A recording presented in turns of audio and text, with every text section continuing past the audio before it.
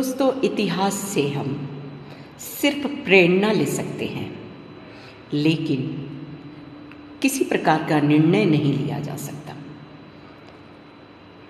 निर्णय लेना हो तो वर्तमान परिस्थितियों के आधार पर ही लिया जाता है। ऐसे हम देख सकते हैं कि राम युग, त्रेता युग और द्वापर युग और ये है कलयुग। तीनों की परिस्थितियां भिन्न भिन्न हैं। राम युग में रावण, खरदूषण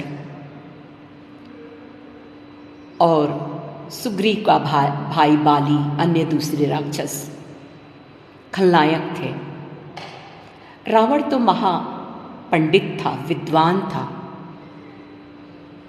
ज्ञानी था, महाभक्त था, फिर भी उसका नाश हुआ। राम ने उसे मारकर और दूसरे अन्य राक्षसों को मारकर समाज में राम राज्य की स्थापना की। हर जाति वर्ग में राम ने समन्वय स्थापित किया। ऐसे ही द्वापर युग की बात करते हैं तो द्वापर में कृष्ण रणछोड़ कहलाए और छलिया कहलाए। महाभारत का युद्ध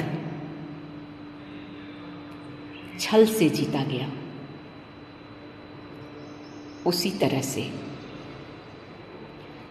उन्होंने कंस, शकुनी और जयद्रथ का वध किया।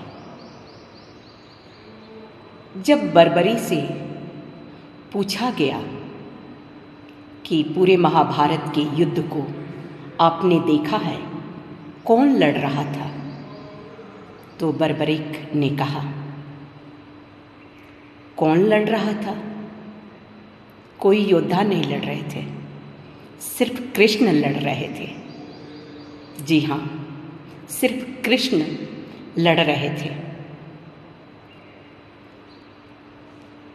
तो इस तरह से पापियों का नाश हुआ। अलग अलग समय और परिस्थिति के अनुसार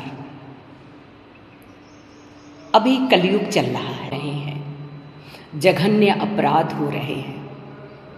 पहलगाम में निहत्थे 28 लोगों को आतताइयों ने मार डाला। अब कलयुग की बात कर रहे हैं तो इन पापों से, इन आतताइयों से कैसे जीता जाए? तो नीति ये कहती है, हर बुद्धि का प्रयोग कीजिए, साम दाम दंड भेद, और इनका समूल नाश कर दीजिए। हर प्रकार से इन्हें उखाड़ फेंकने की जरूरत आ गई है।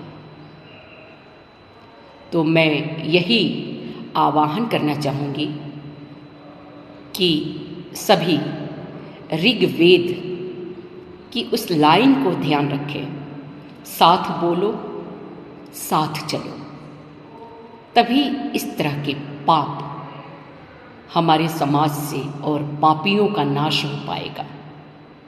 सभी आवाज़ उठाएं और आतंकवाद को जड़ से उखाड़ फेंकने की कसम खा लें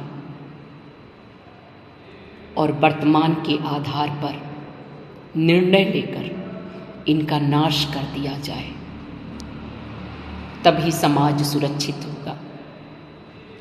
हर इंसान में राम है, हर इंसान में कृष्ण है, बस आवाज़ उठाने की देर है और भविष्य सुरक्षित हो।